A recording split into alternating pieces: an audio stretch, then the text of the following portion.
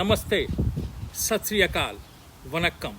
It is May the 8th, Sunday, and I am Jagjit, bringing you the 62nd episode of Weekly Takes Saptahiki from New York. It is around 8 degrees Celsius, and it has been raining since Friday afternoon. It's Mother's Day today. Mother's Day is a holiday honoring motherhood that is observed in different forms throughout the world. The American incarnation of Mother's Day was created by Anna Jarvis in 1908 and became an official US holiday in 1914. While dates and celebrations vary, Mother's Day traditionally involves presenting moms with flowers, cards, and other gifts. Every year on the second Sunday in May, Mother's Day is celebrated in India. The day is commemorated to honor the existence of mothers and their significance in people's life. Mothers have different roles in our lives, from being a caregiver to becoming a protector, from being a friend to a mentor. A shout out to all mothers of the world. Happy Mother's Day. So much has been happening around the world since we last met. We need to talk about them. And in keeping with your suggestions, we'll discuss the various issues one after the other. In this episode, we'll talk about the Russia-Ukraine war and discuss in detail the various factors surrounding it. Why did it happen? Could it have been avoided? Implications on the region and the world. Does it end the hegemony of America as the world leader? And is India developing into being the natural leader of the world in the years to come? Let's begin. Before we begin, let me state that I am a student of international politics and did my master's from Jawaharlal Nehru University from the School of International Studies. And whatever I am stating are not just jottings from various articles from the media, but results of my careful research and analysis. Let's begin by talking about the background of the conflict. The Soviet Union, the USSR, dissolved in 1991. We are not going into how and why of that. But in the years after the Soviet Union's collapse, several former Eastern Bloc countries joined NATO, partly in response to regional security threats such as the 1993 Russian constitutional crisis, the war in Abkhazia, and the First Chechen War.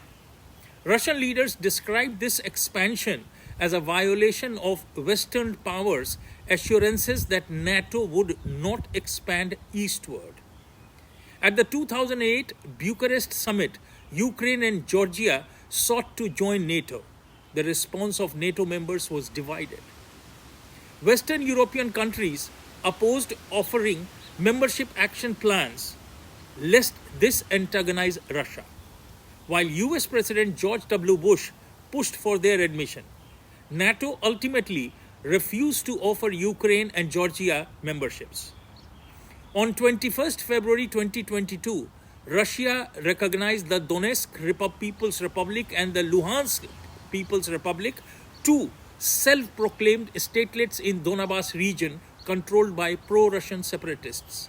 The following day, the Federation Council of Russia authorized the use of military force abroad, and Russian troops overtly entered both territories. The invasion began on the morning of 24th February when President Putin announced a special military operation to demilitarize and denazify Ukraine, and the war started. Could it have been avoided? Yes. If Russia was not pushed unnecessarily in a corner, I am not the only one with this opinion. Even the Pope holds the same view. In an interview to an Italian paper, he said that the real scandal of Putin's war is NATO barking at Russia's door, which he said caused Kremlin to react badly and unleash the conflict. Pope Francis said that the war is nothing more than a giant opportunity for a trade in arms, and that is still ongoing because of the constant shuttling of weapons to Ukraine. He further stated that weapons are being tested there. This is why wars are waged, to test the weapons we have produced, and the war is going on. Now, let us talk about the implications of this war on Ukraine, Russia, Europe, USA, and the world. And last but not the least, we'll also talk about its impact on India. The Office of the United Nations High Commissioner for Human Rights verified a total of 3,280 civilian deaths during Russia's military attack on Ukraine as of May 4, 2022. Of them, 231 were children.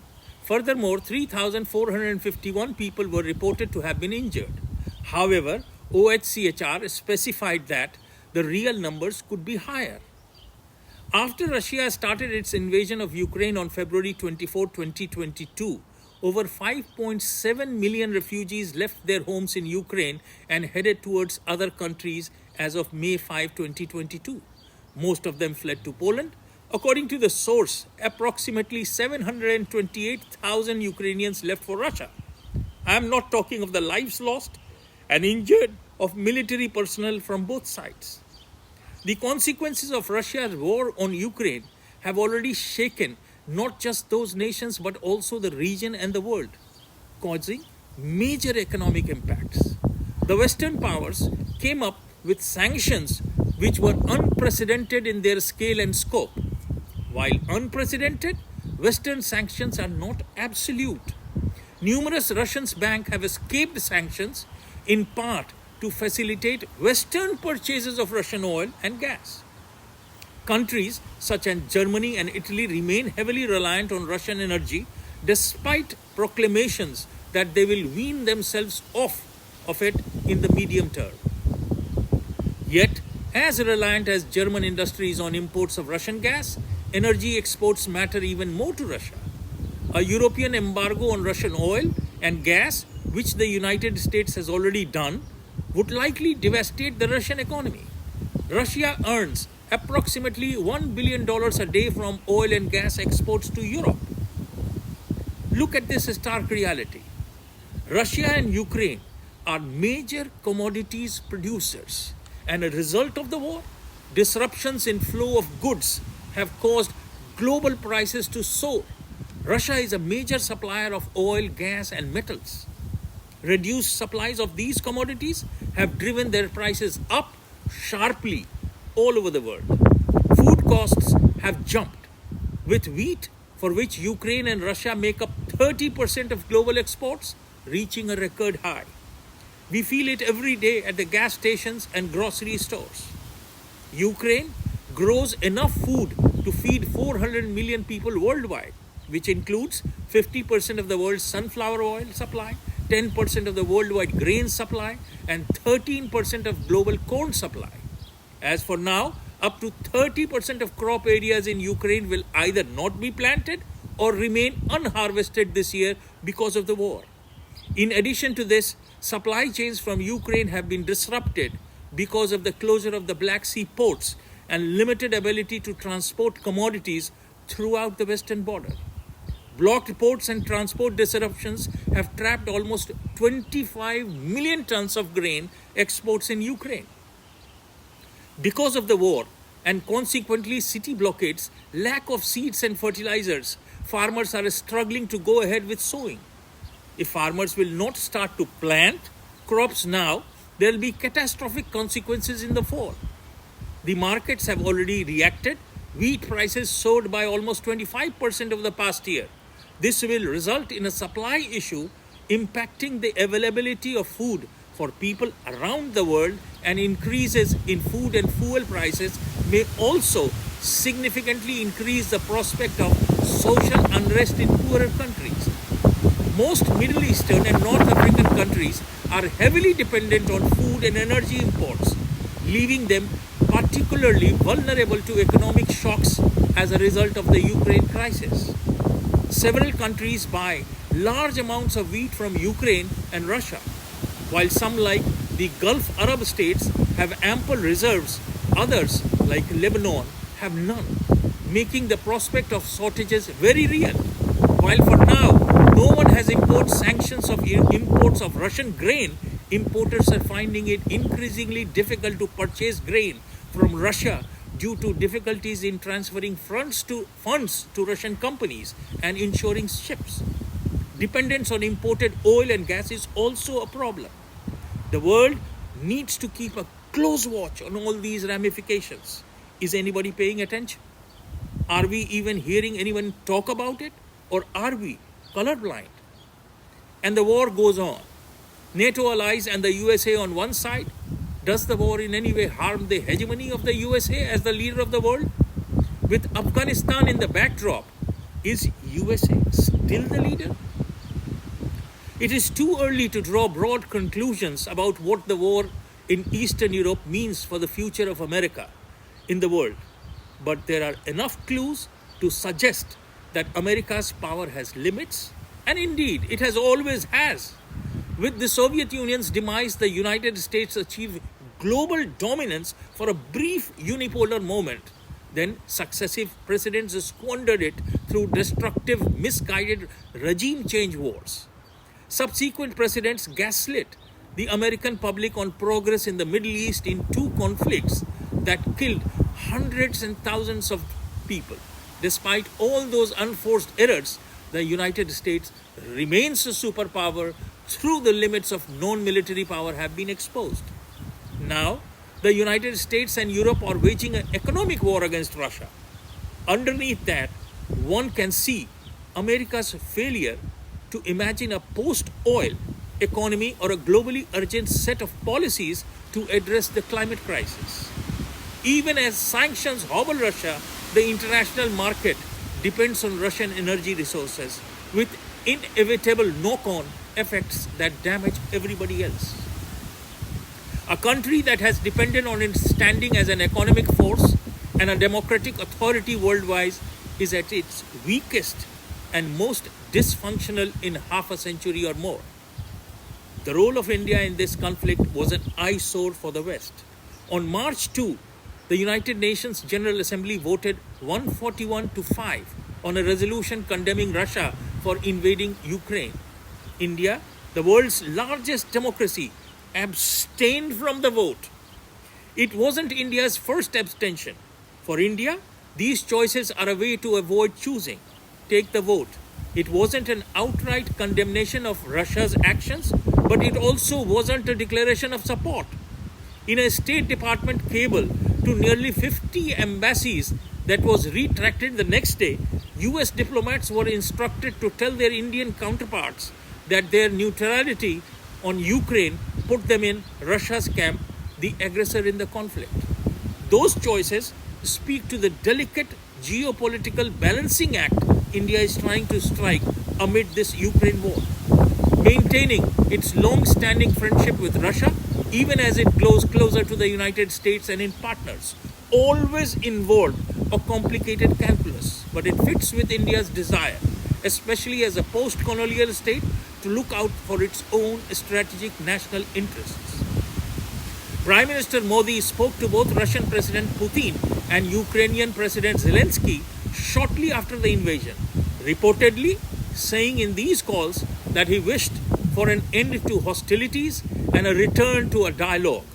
Modi has had to work with both governments over efforts to evacuate thousands of Indian citizens stranded in Ukraine, and India successfully evacuated all its citizens from Ukraine except for one student who tragically died in Kharkiv. One thing we need to understand: foreign policy is not about virtue signaling, morality, but acting in the best interest of your citizens. No country's policy is based solely on realism or idealism. Every country acts on a combination of geopolitical and economic calculations and core values and principles. India had two choices: be with the West or be with its time-tested friend Russia. India had to do a balancing role. India chose to be neutral. India's role appears to be more relevant than other countries may have expected, evident from the stream of dignitaries from overseas over the past months. Most were from countries that are part of the US and EU-led sanctions regime against Russia. Their messages were three-pronged. One, asking India to change its vote at the UN. Two, to request that India not accelerate its purchases of Russian oil being offered at discount. And three, to discourage India from using the rupee-ruble national currency-based payment mechanism that could subvert backfilling sanctions. The External Affairs Minister S. Jaishankar reinforced the position of the Indian national interest given that European countries have yet to curtail oil intakes from Russia. He made it loud and clear that India cannot be towed down. It will act in its own national interest as every other country does, and India acted with a difference. The Indian Parliament, including the opposition, echoed the sentiments of the government and the national interest of the country. As in the world of real politics, interests are permanent, not friends or relationship. National interest must be underpinned by the innate flexibility to respond within its purview to swift march of events and circumstances. And that is what India is doing. While the West, led by USA, is sanctioning, India is offering food to the people of the world.